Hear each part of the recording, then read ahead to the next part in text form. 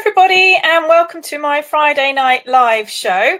A little bit later than advertised, and that's entirely my fault. My guest has been very, very kind and gracious, and she's got up at some silly hour over on the other side of the world. And we got the time differences, or between us, we somehow got the time differences made wrong. So unfortunately, I thought she was up and she wasn't up. So it all got a little bit confusing. But anyway, she's here now. I'm super excited. As I said, she's from the other side of the world, which means she's in one of my most favourite places, even though I have never visited it. I've got a lot of relatives over there and I absolutely love her accent. So I shall probably spend the entire time just listening to her speak because it's it's fabulous. But my guest, as I say, tonight is Sue-Ellen Cordon. And she's written some beautiful words for me to introduce her. And obviously she's going to be better placed to explain exactly what it is she does than I do. But there's a few things that I just wanted to bring out. So basically, she's a videographer and she works with people, helping them to bring themselves out on video. She works with corporate clients, she works with private individuals, etc., and teaches us all how to be our natural best on video, which is something that we could all use. Basically, bearing in mind that video and live video particularly is the way forward.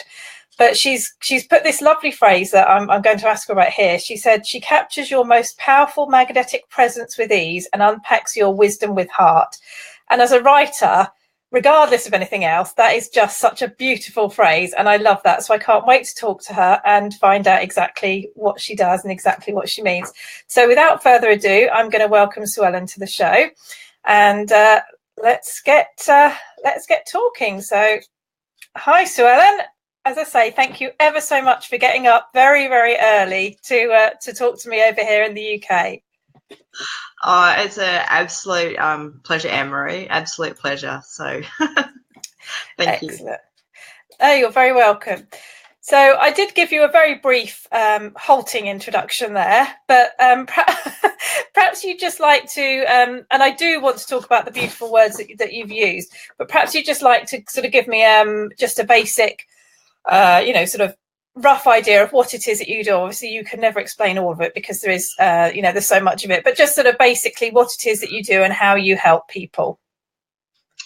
Well, essentially, I'm a videographer at heart, but I'm more interested in people than the technicalities of cameras. So I come from videography from a storytelling point of view and really touching people's hearts. So I trained as an artist way back when I first left school, and there was a painting in front of me in an art gallery one day, and it pulled me in and made me stop in my tracks. And I thought, how can a painting that can't communicate like normal human beings stop me, pull me in? And I actually had like tears. I was so touched by the beauty of this painting, and there wasn't any other painting in the art gallery that did that. And so I made a decision to, as an artist, to be able to emotionally touch people. And although I didn't go down the painting realm or the drawing realm, I now infuse that in video, and it is the same. It's the same concept. It's the camera is like a portal to someone's heart. That's how I see it, like the lens. And you can I guess, pull people in with your story by being authentic and showing up on video. And I think the power of being able to help someone in that moment is, I think, underutilized in the video world. You can make such an impact, and you may never, ever meet that person ever. Like, that artist never met me, and I was deeply moved by that painting. And still to this day, when I walk into the art gallery, the same thing happens. So that's the essence of what I do behind the video camera.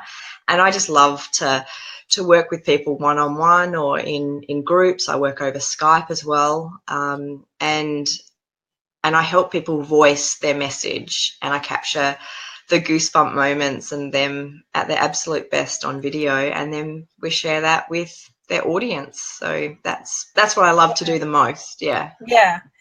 And I guess what you've just explained there about seeing that painting or that piece of artwork that moved you to tears, it's a similar, I think all of the arts, whether we're talking about painting, whether we're talking about writing, whether we're talking about, you know, performing, all of the creative arts have the power to do that.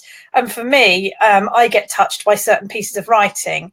I have to say, I've been to a number of art galleries over the years, and I have yet to have I mean, I can appreciate art, don't get me wrong, but I've yet to have a painting have that much of a profound effect on me. But words have the same effect on me. Like I obviously said at the top of the show, a couple of things that you've said on here, they just really spoke to me, those, you know, those words. So I can totally identify with that. And the way that I do it is obviously in my writing, I try to bring out, engage with people's emotions through my writing. Obviously, you're doing it by bringing people out on camera so that their real persona, that real person, can be identifiable with, which is obviously extremely important in business, isn't it? It's totally, you know, like if and it's what you say about words is so true. You know, words, whether they're spoken or whether they're written, can be powerful either way. They can either really uplift someone and touch them to go ahead in their life, or they can actually, it can go the other way and can cut them down. So I think we've got like a real responsibility, you know, when we're sharing our message, you know, like how do we want people to feel, and what's our intention, you know, behind what we're doing, and is it, you know, is it from our genuine, authentic place? Yeah, if that makes sense, you know, you don't want to build absolutely. a business. Well, Yeah, I you think don't want that's. to. Sorry. No, I was going to say that's absolutely true, because I think if you break it down to something very simple, and you're talking about buying a product, whatever it might be, if you go into a shop or wherever, and you've got somebody who is enthusiastic, they're thoughtful, they're kind, etc., you're going to buy from that person. But if you've got somebody that's completely disinterested and you can tell they're just there for the commission or whatever, then you're likely to turn around and walk away. Obviously, it depends how much you want that product. But I firmly believe, and this is why I do these live shows, is that the best way for any of us, you know, to kind of really make a success of ourselves is to be real. And that's kind of where I come from. And obviously, my writing isn't sort of out there in a video format, but by doing these, I can kind of put myself out there, and hopefully people will identify with me as a person, and then go, oh, you know, maybe I'll read her book or whatever it might be. And obviously that's exactly what you're doing, and that's why I'm absolutely thrilled to have you on. And I want to pick up on one of the lovely things that you said, and I'm going to pop it on screen here. Video is the portal to touch people's hearts. Maybe you can expand on that. So, you know, when I first picked up a video camera, I was great at being able to help other people feel really comfortable on camera. But when it got for me being on camera, I was just so awkward and terrified, quite frankly. I was like 20 or 30 takes just to kind of introduce myself. and I thought, why is it that when I video my clients, and I videoed some people who I've gone to conferences and videoed, you know, 20 odd domestic violence speakers and people who have gone through some real trauma, I could put them in front of the camera and they not once said, oh, I'm feeling really awkward in front of the camera, I can't do this. And I hadn't even met them before. So I started to sort of think about it and how I was looking at the video camera when I got on the other side. And it was because I was looking at the camera, at the lens, as an object. Right. And it's rather than, it's another person, it's another person's heart. So whenever I have someone in front of the camera, they don't even notice the camera because they're speaking to me. We have this beautiful connection, and this big camera and huge lights and everything just disappears. Or it might be a smartphone that's sort of up in front of you. So as soon as I connected into the the camera is, you know, like video is a portal to someone's heart. I was like, okay, and that's the intention that I have every time that I speak on camera. So whether I am speaking to you live here, or whether I pick up my smartphone and do a quick live video to my audience, I connect in with that one person who I'm having a conversation with today, and then that beautiful energy comes through of when you're sitting in a coffee shop with someone and you're chatting away, and all those natural the natural type of persona and personality of that person who's on camera comes out, rather than this staged, I've got my professional voice on and there is no connection. So the person can, both of you can feel each other, and that energy of connection actually goes through the lens and is incredibly magnetic, because then we're all able to be ourselves. And that's what our audience and our friends and our family love the most about us. And it's the one thing generally we chuck out when we go on video for the first time. Yeah. I mean, I think I did my first show in October or November last year, so I've not been doing live shows for very long. But I remember the first time being absolutely terrified and thinking, I want to do this. I really want to do this because I think it's something that I would enjoy. It's given me the opportunity to meet people such as yourself. You know, it's fantastic. But I was absolutely terrified. And I mean, I'm quite lucky because after I'd done 2 or 3 shows, I started to relax, and now I don't really think about it. But I think what you touched on there is absolutely true, because if you treat any live show, regardless of whether you've got any viewers or not, regardless of how many viewers you've got, if you treat it as a one-to-one, you know, conversation, so you and I are just talking to each other in a coffee shop, although it just so happens that we've got several thousand miles between us and we're in a virtual coffee shop. But you and I are just talking and connecting, and that enables us to be who we are rather than this person that we think everybody wants to see. And I think that's, certainly for me, that's really important. I'd much rather watch a video with somebody who's natural than somebody who you can tell is scripted and they're just saying what they think you want to hear, and you know, and whatever. So, you know, for you to be able to coach people to do that, I think is brilliant. And so this kind of brings me on to the next. You had so many great quotes. I didn't know which ones to pick out. It was lovely. I'm going with bringing out your natural brilliance. So, you know, you've kind of met somebody for the first time, or you've got a new client or whatever. What sort of advice do you give to them? How do you kind of get them to that place where they can bring out themselves? It's a matter of helping them feel really comfortable. You know, you picture, like, I've got 2, sometimes 3 cameras on a client. I've got anywhere between 2 and 5 huge big lights on a client. You know, it's not exactly, you know, the most natural environment to be in. And I've probably staged the set at some point, and it kind of sounds funny, but I never worry about. I just don't even focus on if they're nervous or not. I just get straight into it, and I concentrate on seeing their brilliance. I mean, that's my intention and my outcome at the beginning of every client that I work with, regardless, is that I am going to be able to capture their brilliance and their greatness on video. Like, I will capture those moments. That is non-negotiable. And so sometimes people have been like like I can tell they're all up in their head. So I've got some techniques that I help them to go through, but I work with the person. So wherever they need to go, I go with them.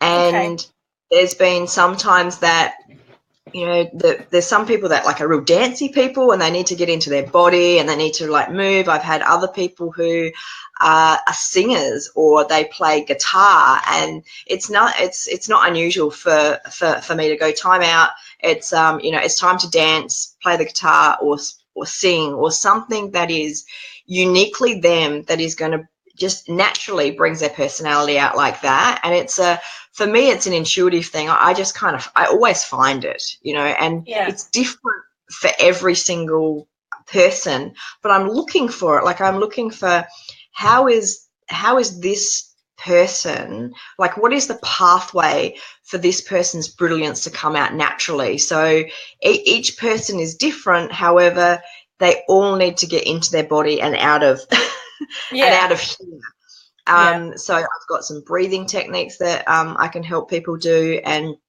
I've probably got 10 or 15 different kind of like tools in my toolbox, because each person's different, and like how you want to show up in front of the camera and how you get into your groove just naturally is different to the person in the house next to you.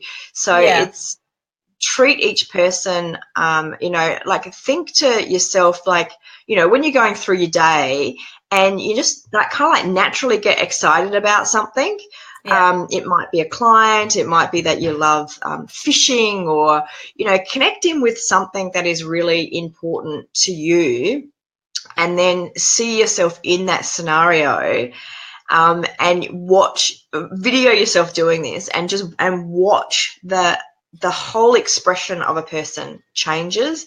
So I never say to someone, oh, you're using your hands too much, or you're not using your hands enough. I might say them to smile more, but I find their inner smile. So I'm looking for whatever's on the outside, if it radiates within, when someone smiles at you so genuinely and you just melt away, like, oh my gosh. But if they put the fake smile on, it repels you. So it's like all the words need to be infused through that person. They got to feel it first, and then it's natural. And then you'll find that those quirky kind of mannerisms that are awkward, I don't even focus on. Like, for all my clients, all of that stuff just fades away, and I get the true essence of who they are. And each person says, wow, like, I didn't even notice the lights or the camera, like, after a few seconds. They're so in the conversation. And I'm supporting them, and I'm seeing their brilliance. It's like I'm holding the version of themselves that I can see so clearly until they step into it. And my favorite part ever is when I get goosebump moments, which is quite often, and I quite often have tears behind the camera because I can really feel them. And then I never used to do this, but I do now, and I will select one snippet of where I was so moved and touched, and during lunchtime, when we have our lunch break, if we're doing a full day of filming, I show the client one little minute or 2 minutes of them with their brilliance, just being themselves. And each time I show them, they're like, is that me? Like, is that how I come across to the world? Like, is that how people see me? And they're genuinely shocked. And they're like, I really like her, or I really like him. Like, they're actually like really engaged in, as normally they're kind of like, oh, I'm camera, and this is no good. And so it's when someone is themselves and the most lit up and brilliant part of themselves, other people can't help but to fall in love with them. And then they kind of like your audience will then lean in. There's no call to actions or any of that with my high-end videos. They're kind of like thought leader videos of just this person showing up in their total magnificence. And then they get people contacting them going, wow, like, I need to know, you said this, like, I want to have a bit more of a conversation about that. And I think that's what marketing is a series of conversations. It's not the end product. It's a series of, well, let's meet for coffee. Let's let me find about you. And video is about being a normal human being. Like, it's no different than meeting someone in person. No. I so much of what you just said I can totally identify with, and for me, it's if people start asking me about my writing. So I always say to people, if you don't want a long conversation with me, don't ask about writing. Because if someone says, those sort of fatal words, oh, how's the book going, or how's this, or how's that, then I'm off. I've gone blah, blah, blah, blah, blah. And it's quite interesting. I've done a couple of live talks where I've been to groups, and I've sort of stood up in front of a group of people, and I've done my bit, which is incredibly nerve-wracking, but I've sort of stood there and I've done it. And at the end of every single time I've done that, without fail, people have come up to me and said, wow, that was so inspiring. And to me, I haven't done anything. I've just stood there and talked about what I do. I've just said, oh, this is how I do it, da, da, da, da, da. But clearly, I know in myself that I'm totally passionate. So I know that, I'm kind of, and actually what you've just said, it's made me think about something, because I've been, I haven't videoed myself doing one of those talks. The only time I see myself on video is when I do these live shows. So I think it might be worthwhile me doing that to obviously see what you're saying that you see there. But also I've been toying with the idea of, I've got what I call a 3-step system, which can help anybody start writing. Just really basic steps to get somebody to basically dial into their creativity and start the juices flowing, whether it be that they want to write, a short story or a book or whatever, or just want to get a few words out, because obviously that can be a massive stumbling block for people. And I've been toying with the idea of actually making a video of me presenting those 3 steps, not as a sales pitch, but just as me kind of saying, if you want to write something, here's a way you can do it. And now that obviously I've spoken to you, I'm thinking actually maybe that's not a bad idea, because maybe that passion that I have would come out in that video that I did, and maybe that would be something that I could then incorporate into my sort of online presence. Totally. Yeah, you totally can. And, it's something, people kind of get a little bit hung up on the word sales sometimes, and we're always selling. If you want to have Indian for dinner, but your partner wants to have Chinese for dinner, and you end up with Indian, then you have just sold him on Indian for dinner. If you are, if you see something and you're really excited and you're like, oh my gosh, we should so go see this movie, you have just sold that person who's come with you on going to the movie with you. And it is no different to what you do in business as well. It's like, if you've got something that can help someone and you're excited about it, well, if you don't share it, then you're actually not giving someone else the opportunity to say yes or no. The same as if you say, look, would you like to go to the movies? And someone says, one of your friends says, yeah, that's really good. And the other friend says, oh no, I don't want to go today. You don't get upset about that. And it's the same with business. It's like some people will come along with you and some people won't. And as long as you're uniquely you and you show up as you, you keep showing up so that people can see you, using and writing as well. Writing and video go hand in hand, and you really can't use one without the other. I don't think. I'm big on video, but writing supports it, and they both support each other. They're kind of like, you need both of them. Like, I love both of them. I don't want a whole world where there's just video everywhere and there's no writing. I'm like, gosh, that's terrible. And the other way as well. That's why we've got books and films, and they've been around for ever and a day, and they're not going anywhere. No, I think that's. I'm really, really pleased actually, because it's kind of made my mind up that I think I will do that, and I will kind of put it out there. I've got a comment from this is my husband, bless him. He's asking if you've ever filmed anyone famous that we would know, anyone in Neighbours maybe. Not in Neighbours, no. Not yet. Anyway, maybe down the track. I filmed some politicians, but they kind of like, it's a bit boring. But they're Australian politicians. And that was interesting because you know how politicians have got their persona, and so I let them go off on their persona, and then I asked my really personal questions, and it was like really they were really shocked. So and then I got the real them. I got this really beautiful, genuine, heartfelt message from this one politician, and I thought, if only he showed up more like that, his audience would love him even more. So but he was quite I think he was quite shocked. He was like, hold on, I don't speak on video like this. It was a little bit unnerving for him. Yeah.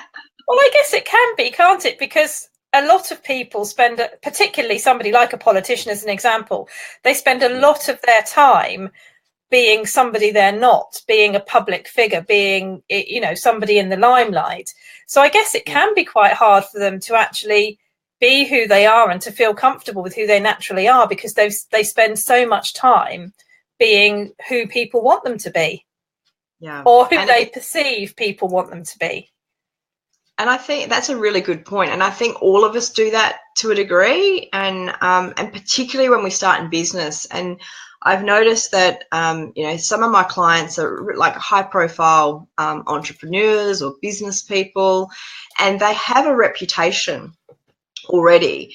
And so then when they want to go like on a Facebook Live or something, they're like, oh, I don't want to damage my reputation. And so then they're quite awkward on camera. And I work with a lot of speakers and trainers and coaches, and also authors as well, because they've got this, they've already built up their business and they have this reputation, and they're like, okay, I can use video, but then I don't want to make a fool of myself. So then they're quite staged and awkward. And I'm like, well, that's not how I just saw you on stage.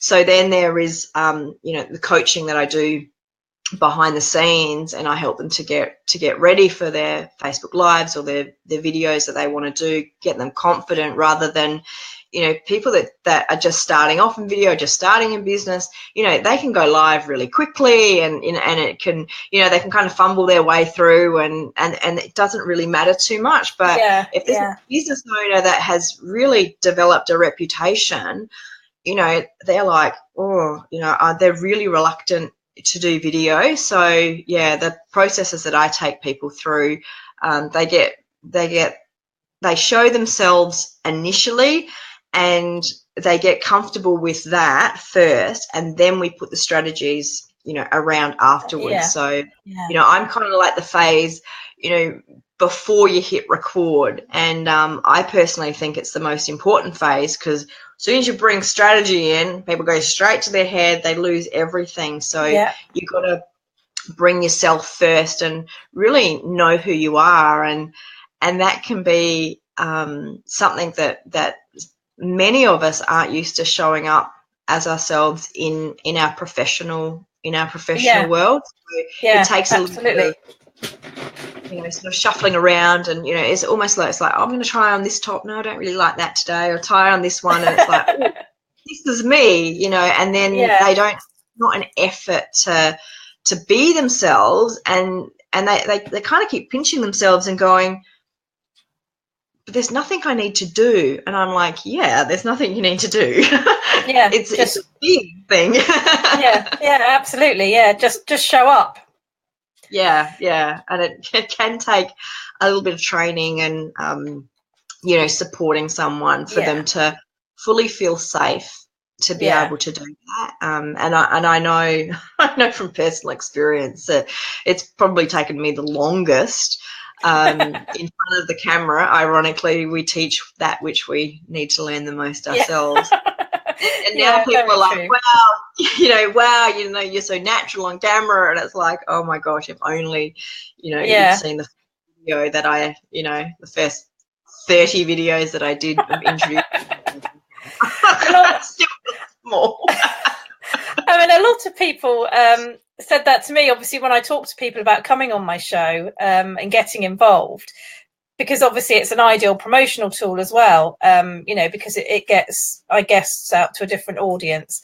And a lot of people say, yeah, that sounds really good, but there's no way I can go on camera. There's no way I can do it. And that's such a common thing. And I think I did it because I was determined. And if I'm the sort of person that if I've got something that I'm going to do, I'm going to do it. And it doesn't matter how uncomfortable it makes me feel. It doesn't matter how difficult it is. If I've decided I'm going to do it, I'm going to do it, whatever the obstacles are. But obviously, not everybody is like that. And everybody is very, can be very reserved and can be very nervous. And so for you to be able to bring that out to a point where they can use video is absolutely fantastic. And I'm going to move on to this. Now, I think I picked this up off your website, and I think I've got this right, that you need to make your impact in the first 5 seconds. So obviously on a show like this, where we're talking, it's not very easy to do that because we're having a conversation. So people will dip in and out. They might find something that interests them. They might not. So obviously the first 5 seconds, unless I did something really, really random, I'm not going to necessarily grab people in the first 5 seconds.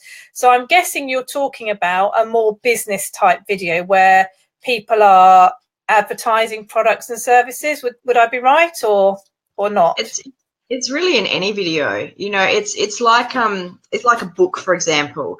How does a book get someone's attention when it's sitting on a bookshelf? It's only got its title. It's only, you've only got those first few seconds that you walk past the shelves and you go, oh, I'm going to grab this book and not the book, next to it. And video is the same. So think of it like prime real estate. So your prime real estate on your video is the first 5 seconds. It's actually getting down to about 3 seconds now because their attention. So it's like, so when someone comes on a Facebook Live, for example, and they're going, hello, and waiting for people to come on, they've just wasted the first 5 seconds of that video. It's like, why is the first 5 seconds essentially the person clicks on a video and they're thinking to themselves, why am I going to stay and watch this? Like, what's in it for me? And so, there's all different ways that you can get someone's attention. You can explain what you're going to be talking about in your show. You can use humor. Sometimes people use visuals. You can be something that can be controversial, but make sure that it matches your personality. So if you're someone who's a really bold, controversial person, like, it will suit that person. But if you're more of like, I'm more of a a softer, gentler person. So, if I come in and do a rant, like, it's just, it'd be a really passionate rant, and it doesn't even feel like a rant from my point of view. So being really controversial for me, just like it falls completely flat. Like it just doesn't work, but it works really well for a bold person. So match in your own personality with something of interest. You're thinking it's like, in copywriting terms, it would be called a hook. Sometimes it's called a pattern interrupt, but use your own, sometimes it can be just, spinning the camera around and, people go, oh, what's going on there? It can be the start of a story. As long as it's not your logo, like, don't put your logo, if you're doing like a business video and you've got the pretty intro and all of that coming in the first 5 seconds, no one apart from you really cares about your logo. Unfortunately, we've spent a lot of money on them generally. But we really like them. But your audience, it doesn't mean anything. And some corporate videos and company videos and that, their logo and the music goes for like 13 seconds. I mean, the person has passed out and they've moved on to probably 4 or 5 other videos by then, or maybe even more, because they're scrolling. So, on your smartphone like this, you want the person who's scrolling, you want them to come along and stop on your video and hover over the screen, and that they want to press like stop, that they're busy, they've got all these other things that they want to do, but their finger just won't hit the screen and press stop.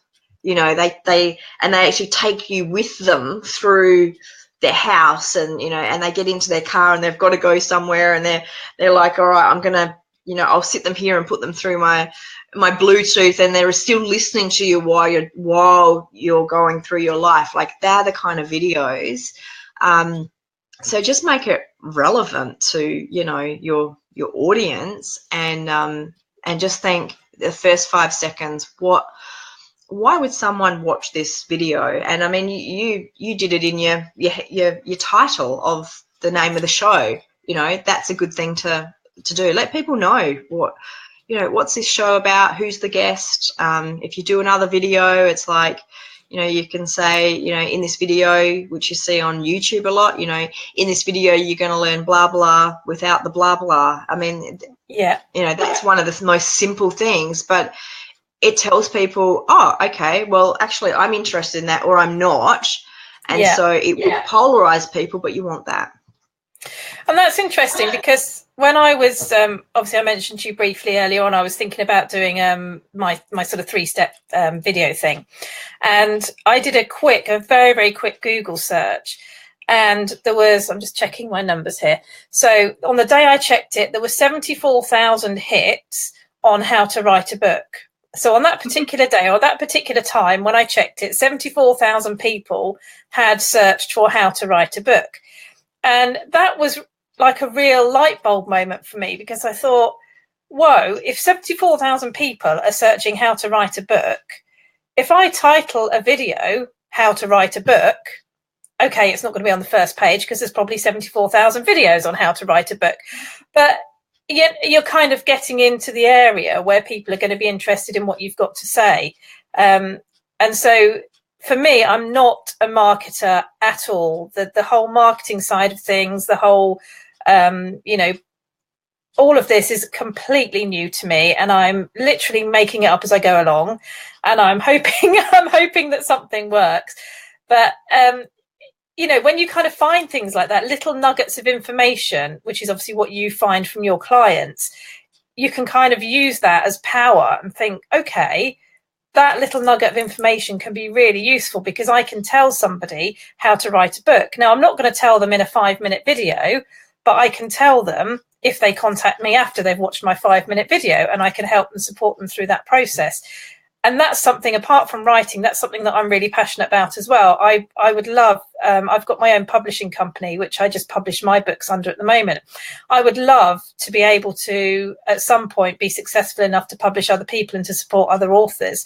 And that's something that I would love to work towards. So again, finding the right bit of me that can get 2 people to do that is obviously, really crucial. So, I mean, I'm slightly worried about the 3 seconds now. I'm kind of wondering what I'm going to have to do in the first 3 seconds. Am I going to sort of have to do a somersault or something, or kind of jump up and down on my chair, or start singing? It's sort of true in a way, because it's, people want to be entertained. They want to have fun while they're learning now. And so, like if you feel like doing something like a little bit left of field, I say to people, as long as it doesn't, harm anyone else, or, disrespect anyone else or whatever, give it a go and test it. You'd be really surprised at what works and what doesn't. And until you test it, you don't really know. Right.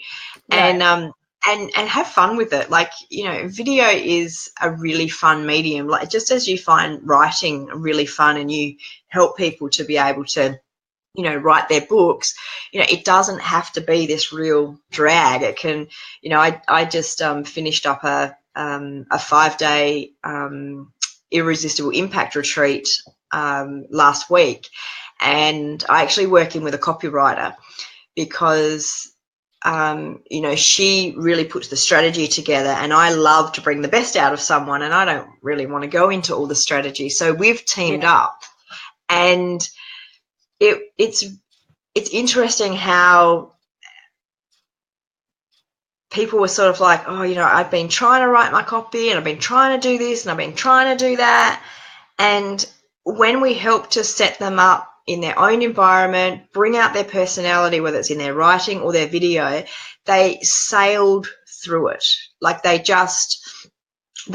couldn't believe like how much they got done, and they wrote their landing pages, and they produced their videos, and then shared. One lady shared a video, and she said, I never had so much feedback, and it's because of that, that clarity before you start. And if someone's feeling like really awkward on camera, they generally don't have the clarity of, who's this video for? What am I, how am I going to touch them? Like, what am I going to do? And then they stay in this sort of quagmire of procrastination and uncertainty for way longer than what they needed to. And that's why, Monica Mundell and myself teamed up so that, we can help people get them, like, clarify their message, wrap that around their personality. They have a whole heap of fun, and then, and then they actually implement, because they said, wow, we worked so hard here, but it was really fun. It was a full-on get stuff done workshop, but with flow and with their personality, and they're like, wow, and then all the inspiration flows, and it's like, oh, I want to make this video and I want to do this, and they're not sitting down there going, right, step 1, step 2, step 3. They're just like in the moment, in the conversation, going, oh my gosh, I've got to, like when you get that flow of inspiration that comes through as a writer, or you're just in the flow of your work, and you're like, all the inspiration's coming, but if you sit down and you're like, oh, I've got to write, how I've got to, structure all my videos and write on my blog posts, it can get like really heavy. But when you get into that your own brilliance and that creativity, then you can't type or write fast enough to write all the ideas down, which is a good problem. You're fine. That's very true, because I get periods like that when I'm writing, obviously, and you're just typing away, and all of a sudden you think, gosh, I've written X thousand words. How did that happen? So what I need to do now, I've decided whilst I've been talking to you, is I need to have a word with the man who does the money, and I need to get myself on a plane to Australia, and I need to get myself on one of your courses. Brilliant. I'm not entirely sure that this is going to happen soon, but I'll have a word in the right ear. And talking of money, actually, I know we've run over time, but it's been such a pleasure talking to you. I do just want to ask you about this point where you said you talk about setting up a home studio on a budget. Now, you can see behind me, I clearly don't have a home studio. So this is where I write. So I've got all my sort of my character sheets and all that kind of stuff in the background and various bits and pieces. And I don't actually know what I need to do to create a studio, whether I need to create a studio, whether what I'm doing is okay. But I've seen lots of different things that people do. Obviously, people have backgrounds, people have proper lights, etc., etc. So I was really interested in this point that you said here about setting up a home studio and indeed doing it on a budget. So what's your sort of advice on that? The best thing is to use what you've already got in your home, is my first advice. So I went into a lady's house the other day, like last week, and all the furniture was really heavy. And so anyway, I completely gutted her lounge room and then sent her out of the room and ran around her house and restyled with everything that she had already had in the house. And she was like, where did you find this stuff? So generally, you've already got items in your house that you can actually use. So for your area there, the number one thing is that is clutter. So you don't want too much visual stuff going on in the background that's taking away attention. So like above your head, you've got like a bookshelf that's got books on it. Yeah. But the bookshelf is kind of like, coming out the top of your... looks like I've got horns. Yeah, it does. I look a bit like that. Like a kind of hat. Yeah. So you're better off putting, like, you've got something black in the, like, it looks like a maybe Well, like a curtain. There's a curtain, yeah. There's a window behind there. There's a window behind there.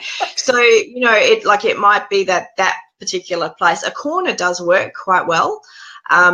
So you might want to look at bringing your books down below your window, or ideally that window wasn't there. I mean, your window is there, but there might be another spot in your office situation there where you can put the bookshelves down, a bit lower, sort of at the bottom of the window, so you've still got your books and you've just got a nice clean lines work really well.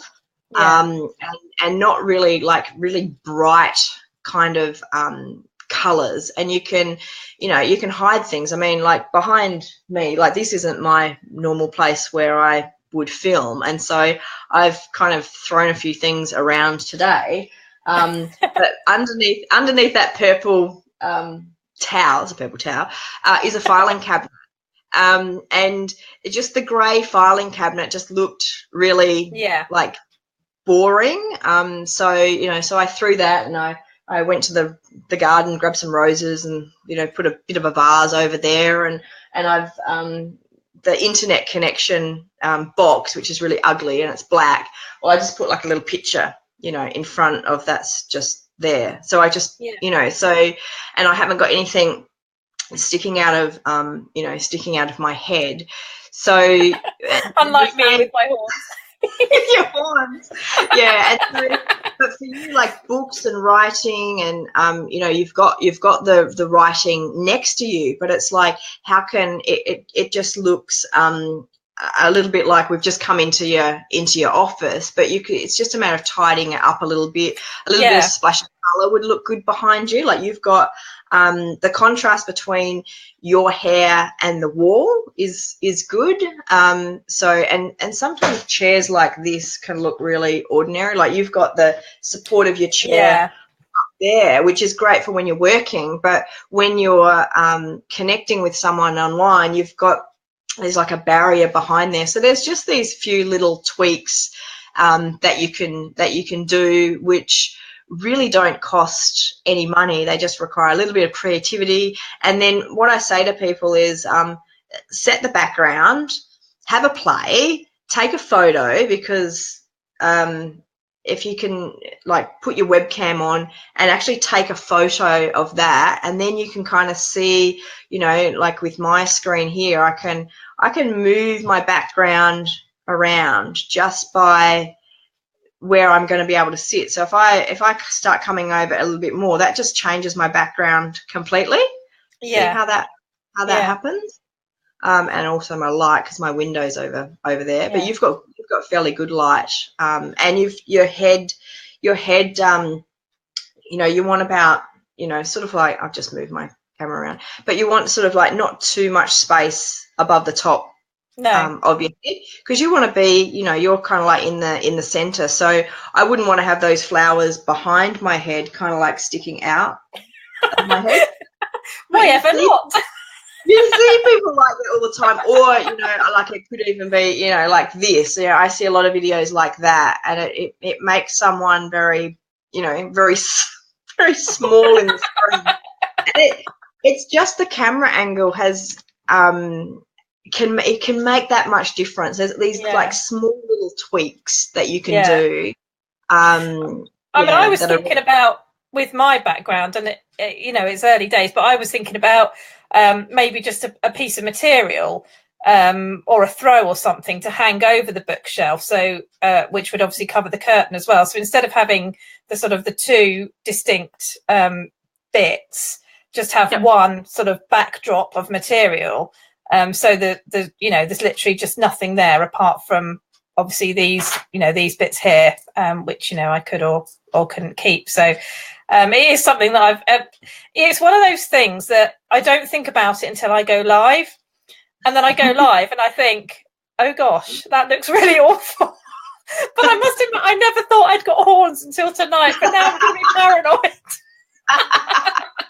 So just play, like put some material up, see what it looks like. If you're like, no, that doesn't look any good, or like the other thing you can do is you can probably like angle your angle your bookshelf down, or even put even if you put a different bookshelf there, like that, it just has doesn't have the crosses coming down the bottom. It's just straight. And then you can actually just angle your camera, and you won't even see the bookshelf in in your shot. And you've got, I can't see what's to your left, because that's where I'm looking. Down the bottom. Yeah. I can't see what's down there, but you can certainly put books down there. Yeah, well, this is half bedroom, half office. So the other end is like the guest bedroom. So I've got a kind of a cubby hole in the guest bedroom. Nice. Yeah. But I was just thinking, as you were talking, if I was an absolute genius, what I would do was have my books and only my books on the shelf, wouldn't I? So it's giving that subliminal message that, there we go. So I might not be telling you about me, but I'm actually advertising. So, Oh, that's fantastic. The background speaks just as loudly as what you do. And so you really do want your background to be able to support what you do. So you definitely want to have, words around you, and like, because you are about words and books and that kind of thing. But you don't have to have, a lot. Like I definitely would tidy up, on the left, because it is just like on the left, on where you've got the paper on the wall, even though that's writing, that would look better with like a lower shelf with the word, like with some nice words that you like, and with a couple of your books stacked across there that you can kind of like refer to, and once you've kind of like staged your background, it kind of stays like that. And I teach people how to go through their house and find 5 or 6 locations and sort of set them up ready to film in, but they can live in their house. So that whenever they want to do like a quick live, they don't have to, muck around with their background. They just make sure the light's right.